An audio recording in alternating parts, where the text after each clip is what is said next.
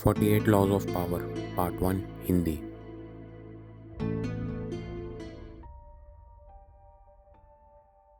पहला नियम, कभी भी अपने स्वामी को मात मत दो।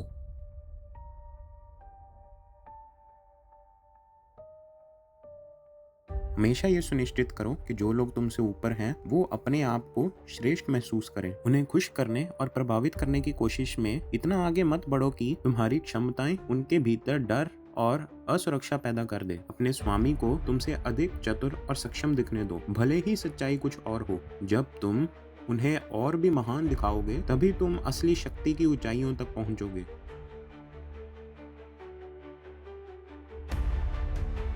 नियम का अभाव। निकोलस फुकेट, जो राजा लुईस द 14 के शासनकाल में एक वित्त मंत्री थे और एक उदार व्यक्ति थे, उन्हें सुंदर लड़कियां, पार्टियां और कविताओं का बहुत शौक था। वो बहुत ही खर्चीलो किस्म के थे, पर वो बहुत चतुर और राजा के लिए बहुत ही आवश्यक थे। जब वहाँ के प्रधानमंत्री की मृत्यु हुई तो फुकेट को लगा कि उनको अगला प्रधानमंत्री बनाया जाएगा, पर राजा ने प्रधानमंत्री की पद को ही खत्म कर दिया। इसके अलावा और बहुत सारी चीज़ों के कारण फुकेट को लगा कि वो राजा के सामने ज़्यादा अहम नहीं रह गया। फुकेट ने राजा को प्रभावित करने के लिए दुनिया की उस समय की सबसे बड़ी पार्टी रखी। दुनिया के सामने इस पार्टी का उद्देश्य था उसके नए महल के बनने का, पर अंदर से उसका उद्देश्य था राजा को खुश करने का और राजा को उसकी अहमियत दिखाने का। इस पार्टी में यूरोप के सबसे बड़े और मशहूर लोगों को शामिल किया गया था और राजा की प्रशंसा में एक नाटक भी किया गया था, और उस पार्टी में ऐसा खाना लाया गया था जो किसी ने यूरोप में कभी खाया ही ना हो। पार्टी के बाद फुकेट ने खुद राजा के साथ बगीचे की सैर की और वहाँ पे आतिशबाजी देखी, और उसके बाद उन्होंने नाटक देखा जो राजा की प्रशंसा में था। लेकिन अगले ही दिन राजा के मुख्य सैनिक ने फुकेट को गिरफ्तार कर लिया और 3 महीने बाद उस पर देश के खजाने से चोरी करने का मुकदमा चला, और उसके बाद उसको उम्र कैद की सज़ा दे दी और फ्रांस के सबसे दूर वाले जेल में जाके उसको बंद कर दिया। अब आप कहोगे इससे हमें क्या सीखने को मिला?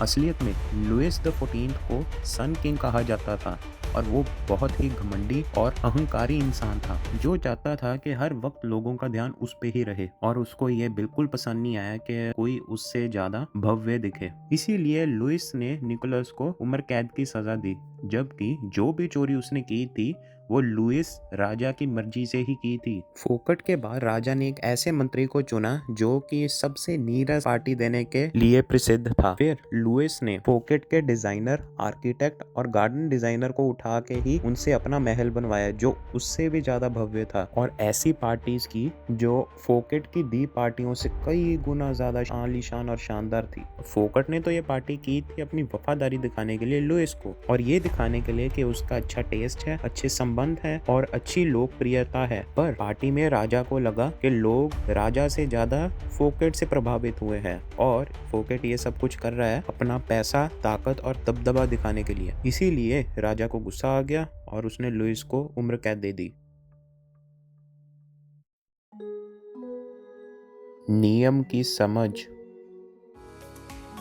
1600 सदी के शुरुआती सालों में गैलीलियो एक महान मैथमेटिशियन और एस्ट्रोनॉमर बहुत ही कठिन परिस्थिति में थे। उन्हें उस समय के महान राजा की दया पे निर्भर रहना पड़ता था ताकि वो उनका साथ दें और वो अपनी जीवन को आराम से जी सकें और अपनी खोजों को जारी रख सकें। और इसलिए वो बाकी वैज्ञानिकों की तरह राजाओं को तोहफे दिया करते थे, जैसे कि एक मिलिट्री कंपास देना ड्यूक ऑफ गोंजागा को और उसकी एक किताब देना मेडिसिस को। हालांकि इससे उनको नए विद्यार्थी ढूंढने में तो बहुत सहायता मिलती थी, पर उनको कभी भी पैसे नहीं मिलते थे, बदले में उनको भी तोहफे ही मिलते थे, पर उनको तो चाहिए था धन। तो इसलिए 1610 में उन्होंने एक नई तकनीक का इजाद किया। जब उन्होंने जुपिटर के चंद्रमाओं की खोज की तो इस बार उन्होंने सिर्फ मेडिसिस फैमिली को अपना शिकार बनाया। वो उनके पास गए और ऐसा दिखाया कि जुपिटर और उसके चंद्रमाओं को देख के गैलीलियो को सिर्फ उनके खानदान की याद आई। ऐसा दिखाया कि जुपिटर खुद मेडिसी का प्रतीक है और उसके चंद्रमा उसके 4 बेटों के प्रतीक हैं। और तो और गैलीलियो ने तोहफे तोहफे में एक चित्र भी दिया जिसके अंदर जुपिटर बादलों पे बैठा है और उसके आसपास तारे मंडरा रहे हैं जैसे उसके बेटे आसपास घूम रहे हों। उसकी बातों से खुश होकर मेडिसी फैमिली ने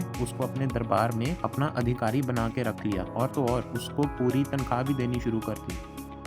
अब इससे हमें क्या समझ आता है? गैलीलियो ने सिर्फ एक ही झटके में अपनी भीख मांगने वाली जिंदगी से बाहर आ गया। हमेशा ये याद रखो, जो भी लोग तुमसे ऊपर हैं वो हमेशा अपने आप को ज्यादा महान महसूस करना चाहते हैं और ज्यादा बड़ा दिखना चाहते हैं। जब गैलीलियो ने मेडिसी फैमिली को एक अलौकिक चीज से जोड़ा तो वो बहुत ही प्रसन्न हुए और उसको अपने कोर्ट में जगह दी। याद रखना, गैलीलियो ने कभी भी मालिक से ज्यादा चमकने की कोशिश नहीं की, बल्कि मालिक को सबसे ज्यादा चमकाया।